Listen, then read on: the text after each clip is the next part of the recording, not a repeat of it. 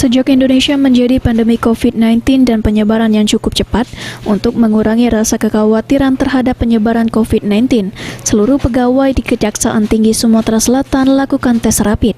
Tes rapid sendiri dibantu oleh Dinas Kesehatan Sumatera Selatan dan tim medis menggunakan APD lengkap melakukan tes rapid langsung kepada pegawai Kejati Sumatera Selatan.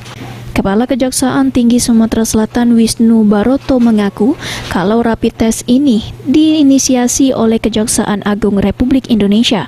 Jadi seluruh kejaksaan di Indonesia melakukan rapid test dan hari ini Kejati Sumatera Selatan melakukan rapid test yang dibantu oleh Dinas Kesehatan Sumatera Selatan. Dengan melakukan rapid test setidaknya mengurangi rasa kekhawatiran atas penyebaran COVID-19 di lingkungan Kejati Sumatera Selatan.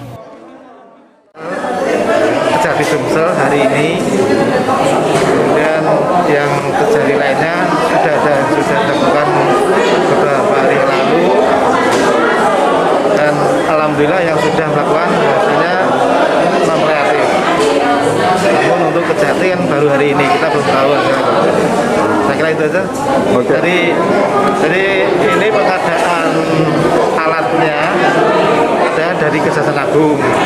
Kemudian untuk petugasnya kami mohon bantuan dari tenaga medis provinsi, Dinas Kesehatan Provinsi. Untuk beberapa kejaksaan negeri di Sumatera Selatan yang telah melakukan rapid test menunjukkan hasil non-reaktif dan diharapkan yang sama di lingkungan Kejaksaan Tinggi Sumatera Selatan dengan hasil negatif atau non-reaktif. Mardiansyah, PAL TV.